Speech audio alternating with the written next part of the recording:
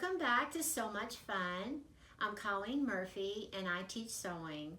I've been doing this nearly 25 years, and through those years I've had a lot of people come to my classes, all levels. Some are beginners and some are advanced. One thing that they need assistance with when they're making garments is how to sew buttonholes. Before you make the buttonhole, you have to know how to mark the fabric in order to get the buttonhole in the position it needs to be. So we're going to focus on that today. We're not really going to sew buttonholes, but we're going to go through the process of knowing how to mark the buttonhole in order for it to be straight. So first we're going to talk about what you need, and also I have some resources that I'll recommend that you can follow that I think are excellent. I have a couple of books here. One of them is called the Reader's Digest, The New Complete Guide to Sewing. And they have a rather extensive section on buttonholes. In fact, there's like 14 pages on it. And so this is a great resource. Another book that I recommend is called The Sewing Book. It also gives excellent illustrations and descriptions on how to place a buttonhole. All right, we're just going to talk about your standard buttonhole. And I have a lot of tools I think that help, but what I always want to do first is to test a buttonhole. And you first begin with your button, of course, and knowing the size of the buttonhole is helpful, but not necessary, because with most sewing machines today, they are one-step buttonhole maker, and all you're going to do is put your button at the end of the buttonhole foot, and that's going to do the work for you. So knowing the size of the button isn't essential. Your patterns usually tell you what size button they recommend, whether it's a 1/2 inch, a 5/8 inch, 7/8 inch, whatever. But the buttonhole foot itself controls the length of the button. So that's not such an issue. But in trying to decide what button you're going to use and you're not sure of the size, this is a little guide here, and you can just place the button on the holes until you find one that matches. And in this case, this is a 5/8 inch button. So this is not necessary, but it just is a little helpful for you when you're trying to go through, let's say, a whole box of buttons and you're not sure what size they are. This is a very helpful guide. So the first thing I say is make a test. And actually, you probably want to make more than one. But keep in mind, when you're making your buttonholes, that you use a stabilizer underneath the fabric. Tearaway is the one I suggest. It's the same stabilizer people who do embroidering use. And you're just going to slide that underneath the fabric. Also, what we're going to be talking about mostly is vertical buttonholes. That's when you have a shirt where you have a band or a placket that goes to the length of the shirt. In that situation, your buttonholes are vertical and not horizontal. Another point I want to bring out, because people will ask, well, how do you know which side, right or left, do you place the buttonholes? And I always reply, on the right for women, because women are always right, and in the left for men. Here's an example of a buttonhole that I stitched out prior to doing any marking as to where I'm going to place those buttonholes. And then once I've made my test, I like to measure that to see what the length is. And you just want to use a ruler, will work just fine. You place it by the ruler to measure it and determine the length. And this one is right at 7/8.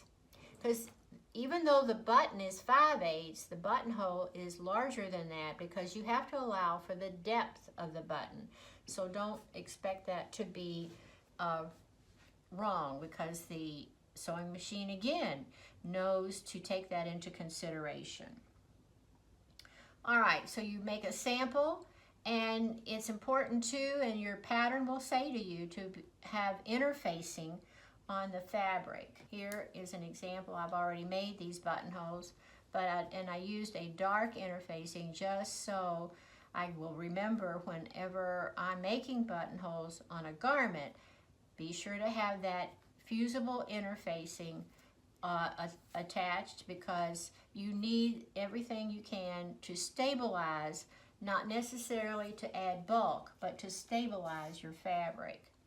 So after you've tested your buttonhole on the machine and found out what the length is, what it's actually going to be, that's very helpful when you're placing a series of buttonhole markings for your garment. Let's talk about how we can mark our fabric. In this example, these are horizontal buttonhole markings.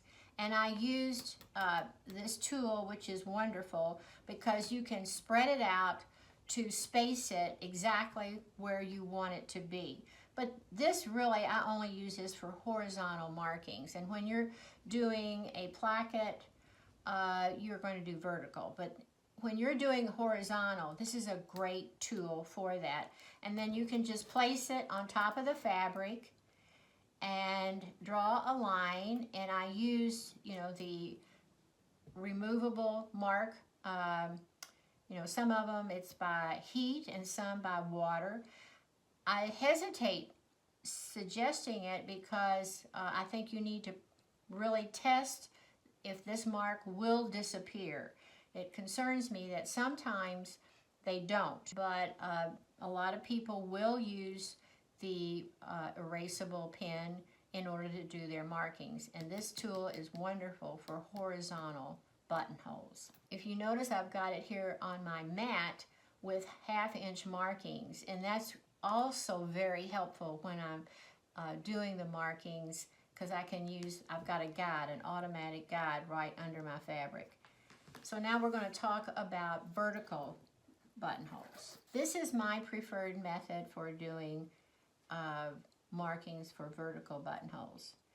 First of all, I decide the distance that I want between the buttonholes. And your patterns, if using a commercial pattern, they'll have a pattern piece that will say a buttonhole guide.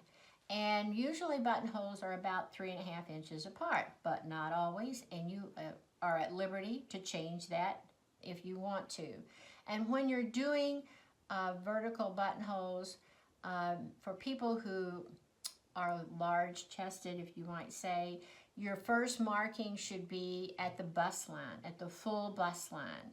And then from there, you can then adjust the space so that they're evenly spaced.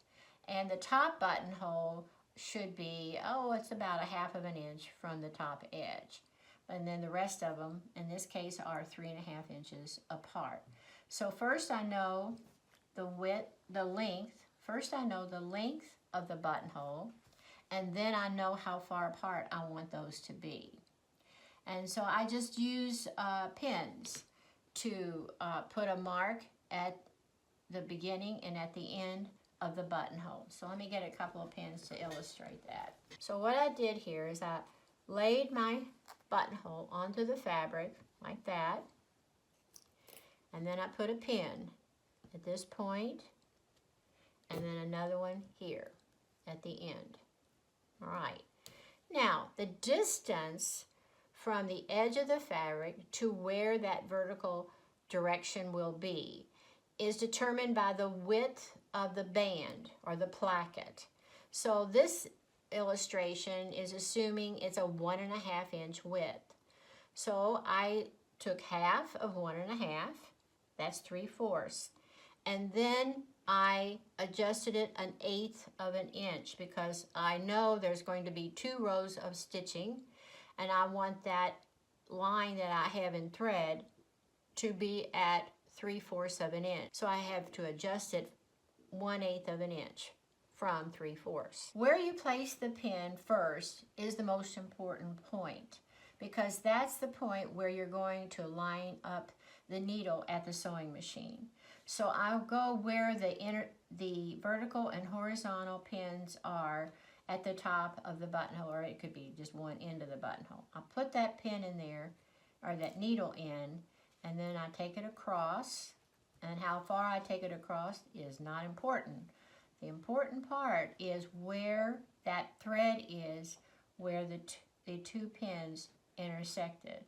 And then I'm going to come over to the other side. So I have horizontal placement for one end of the buttonhole.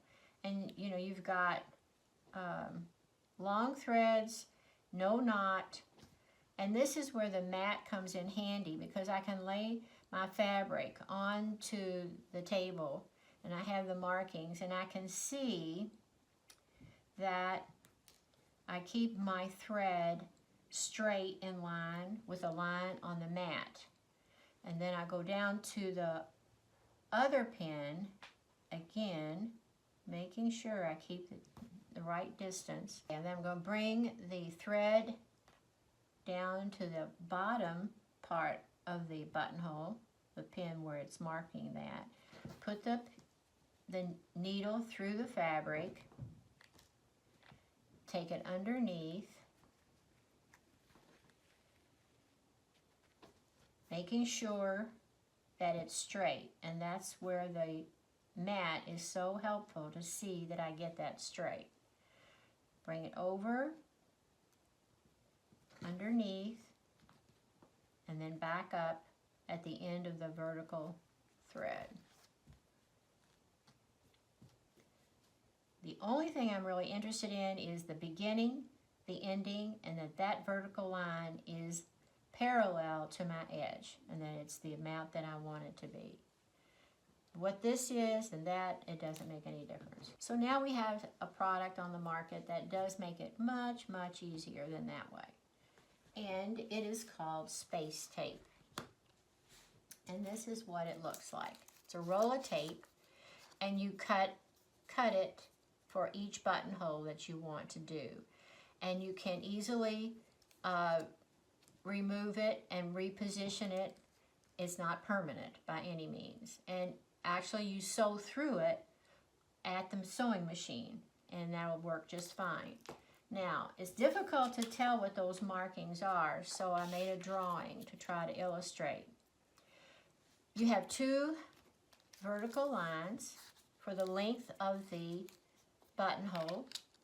That's on this tape, and it's 1 inch length.